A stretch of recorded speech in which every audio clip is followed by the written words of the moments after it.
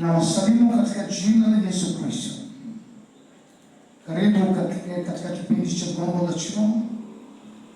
Mimi ni mtumishi wako Apostle James Raje.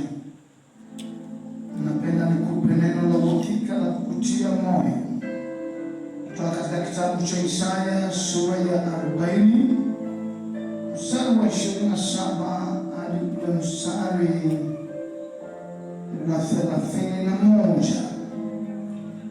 Biblia inasema, mbona unasema Yakobo, mbona umenena Israeli, njia yangu imefichwa, Bwana asione, na hukumu yangu imempita Mungu asiangalie.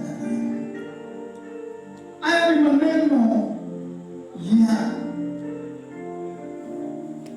Isaya nabii akinena juu ya mawazo ya Yakobo au Israeli.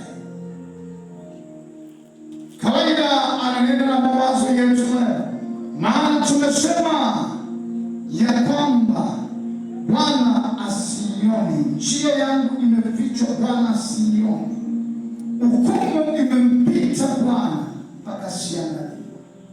Mwanadamu usahau mambo ambayo Mungu alimtendea saa anapoingia kwenye shida.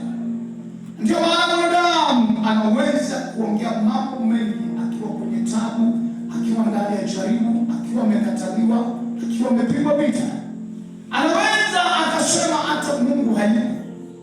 Rahisi sana mwanadamu kukufuru na kusema Mungu amaonekani hata ukimwita ajibu. Lakini sikiliza majibu ya Mungu kwa Yakobo. Mstari wa 29 inasema 28 inasema, je, wewe hukujua? Hukusikia? Yeye Mungu wa milele, Bwana muumba miisho ya dunia, azimii wala achoki, akili zake hazichunguziki. Yeye Mungu anamjibu pia kwa maswali. Sasa Mungu ni wajabu, unapomuuliza maswali na anakuuliza maswali. Hapa Yakobo Israeli analalamika kwa tabu yake, Mungu haioni, njia yake imekuwa nzito, haioni.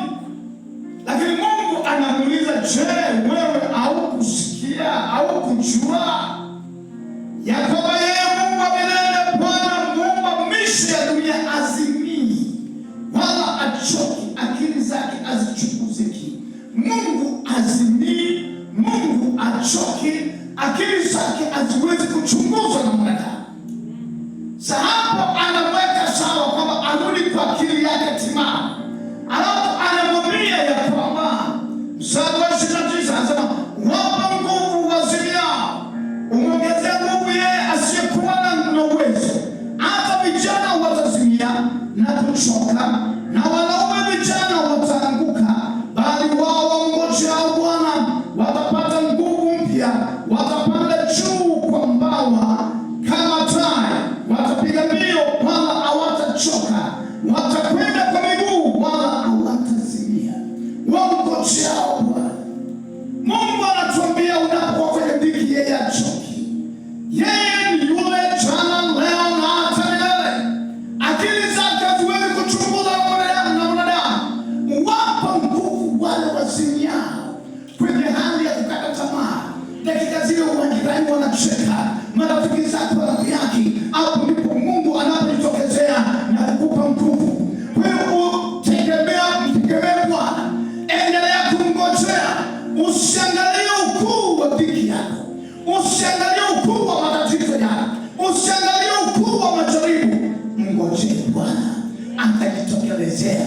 Yeye achoki, yeye azimii. Asa wapa nguvu wale wazimiao. Mungu huyu ni wa ajabu.